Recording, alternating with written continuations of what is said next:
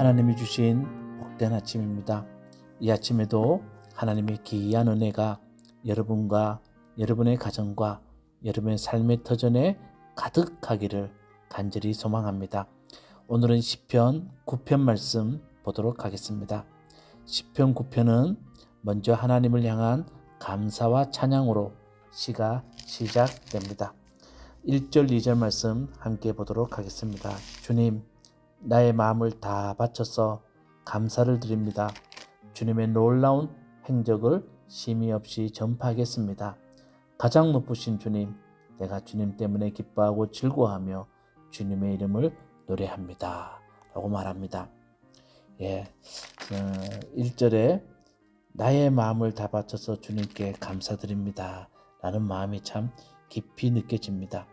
그리고 기뻐하고 즐거워한다고 주님께 말합니다. 여러분, 시인의 이 마음이 느껴지십니까? 그렇다면 시인은 무엇 때문에 이렇게 주님께 진심으로 감사하고 찬양할까? 4절 말씀을 보면 이렇게 되어 있습니다.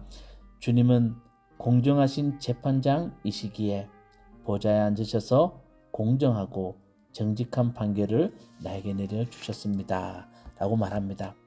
주님이 공정한 재판장이 되어주셔서 정말 감사드리고 기뻐하고 즐거워한다는 겁니다.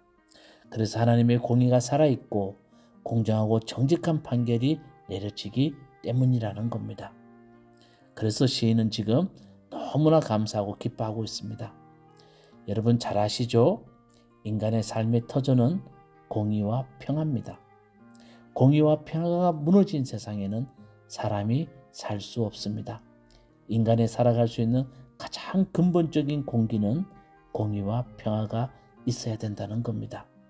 자, 그렇다면 실제적인 시인의 삶의 자리는 어디일까? 그것을 알아야 이 시가 이해가 됩니다. 실질적인 시인의 삶의 자리는 그 반대편에 있다는 겁니다. 1절부터 4절까지 시인이 감사하고 찬양하고 즐거워한다는 것은 하나님이 그런 일을 이루어질 것을 믿고 확신 가운데 하나님께 드리는 기도이자 찬양이라는 겁니다. 하나님이 정직한 재판장의 자리에 앉으셔서 이 땅을 다스릴 것을 믿기에 시인은 지금 감사드리고 기뻐하고 있다는 겁니다. 실질적인 시인의 삶의 자리는 공의와 정의가 무너진 세상입니다. 자, 여기에서 또 시를 이해하기 위해서는 이 시는 시인의 개인적인 삶의 자리가 아니라 시인이 살아가는 세상, 다시 말하면 그가 살아가는 사회의 삶의 자리를 말하고 있다는 겁니다. 자기가 살아가는 사회가 정의와 공의가 무너져 있더라는 겁니다. 특별히 이방 민족들로 인해서 세상의 질서가 무너지고 있다는 겁니다. 5절 말씀에 보면 이렇게 되어 있습니다. 주님께서 이방 나라들을 문책하시고 악인들을 멸하시며 그들의 이름을 영원히 지워버리셨습니다. 19절 말씀, 주님 일어나십시오. 사람이 주님께 맞서지 못하게 하십시오. 주님께서 저 이방 나라들을 심판하십시오. 이방 나라들이 등장하죠. 이방 민족들이 등장합니다. 그 이유는 그들로 인하여서 세상의 질서가 무너지고 있다는 것을 우리에게 들려주고 있다는 겁니다.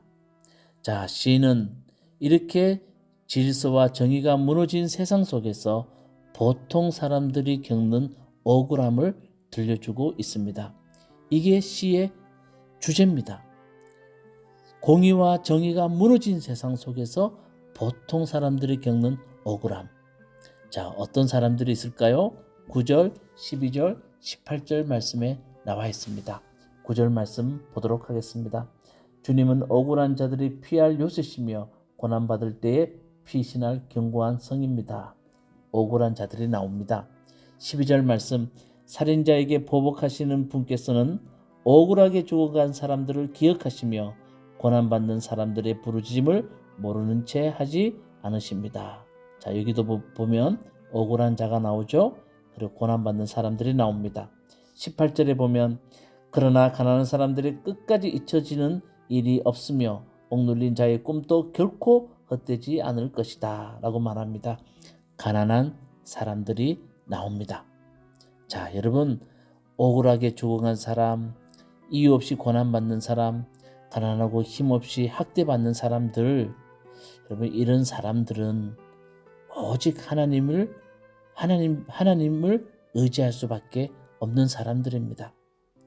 하나님이 그들을 보호해 주셔야 됩니다. 그래서 시인은 주님을 재판장의 자리로 모시고 있다는 겁니다. 암울한 세상에서 주님만이 공정하게 세상을 다스리시고 공의로 판결하실 것이라는 소망이 있기 때문에 시인은 하나님 앞으로 나아갑니다. 그리고 그런 세상을 이루어 주실 것을 믿기 때문에 기뻐하고 감사를 드리고 있다는 겁니다. 이것이 이 시의 전체적인 맥락이라는 겁니다. 그래서 시인은 마지막 19절 20절에 보면 주님 일어나십시오 라고 반전을 일으킵니다. 주님이 계시기에 시인은 새 힘을 얻을 수 있다는 겁니다. 그리고 20절 말씀에 주님 그들을 두려움에 떨게 하시며 자신들이 한낱 사람에 지나지 않음을 스스로 알게 하여 주십시오. 마지막으로 이렇게 말합니다. 사람을 함부로 대하는 자들은 두려움에 떨게 해달라고 시는 그렇게 노래하면서 시를 마치게 됩니다. 오늘날 또 유전무죄라는 말이 여전히 통하는 세상입니다.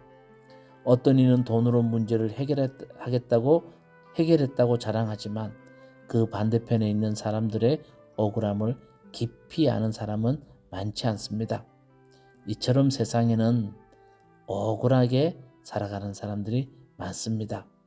또 고통받는 사람들도 많습니다. 가난하다고 학대받는 사람들도 많습니다. 시인은 그런 사람들을 위해서 하나님께 기도하며 호소하고 있다는 겁니다. 그리고 그런 사람들을 회복시켜 주실 것을 믿고 하나님께 감사드리고 기뻐하고 즐거워하고 있다는 겁니다. 여러분 이 시인의 마음이 읽혀지지 않습니까? 오늘 시편 9편을 읽으면서 우리도 이 시인의 자리에 한번 서봤으면 좋겠습니다. 우리 주변에도 억울한 사람들이 있습니다. 고난받는 사람들이 있습니다. 가난하다고 힘이 없다고 사람들에게 무시당하는 사람들이 있습니다. 오늘은 그런 사람들을 위해서 하나님께 우리 같이 기도했으면 좋겠습니다. 그래서 하나님 우리 그들을 회복시켜 주십시오.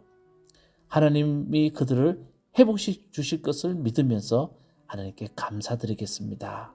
이렇게 하나님께 기도하며 나가는 이 아침이 되기를 간절히 소망합니다. 기도하시겠습니다. 주님, 이 땅에는 아직까지 억울하고 억눌리고 무시당하는 사람들이 너무나 많습니다. 오늘은 우리 주변에 그런 사람들을 생각하면서 기도합니다. 그들의 모든 주권을 하나님 회복시켜 주시고 억눌린 것들을 하나님 기쁨으로 바꾸어 주시옵소서. 그래서 그렇게 하실 주님을 바라보면서 이 아침에 감사드립니다. 우리의 기도를 꼭 들어 주시옵소서. 예수님 이름으로 기도드리옵나이다. 아멘.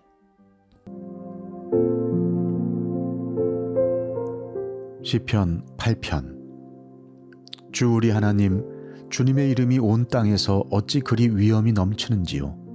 저 하늘 높이까지 주님의 위엄 가득합니다. 어린이와 젖먹이들까지도 그 입술로 주님의 위엄을 찬양합니다. 주님께서는 원수와 복수하는 무리를 꺾으시고 주님께 맞서는 자들을 막아낼 튼튼한 요새를 세우셨습니다. 주님께서 손수 만드신 저 큰 하늘과 주님께서 친히 달아놓으신 저 달과 별들을 내가 봅니다.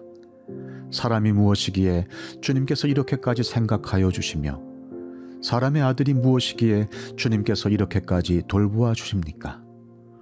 주님께서는 그를 하나님보다 조금 못하게 하시고 그에게 존귀하고 영화로운 왕관을 씌워주셨습니다. 주님께서 손수 지으신 만물을 다스리게 하시고 모든 것을 그의 발 아래에 두셨습니다. 크고 작은 온갖 집짐승과 들짐승까지도 하늘을 나는 새들과 바다에서 놀고 있는 물고기와 물길 따라 움직이는 모든 것을 사람이 다스리게 하셨습니다. 주 우리의 하나님, 주님의 이름이 온 땅에서 어찌 그리 위엄이 넘치는지요.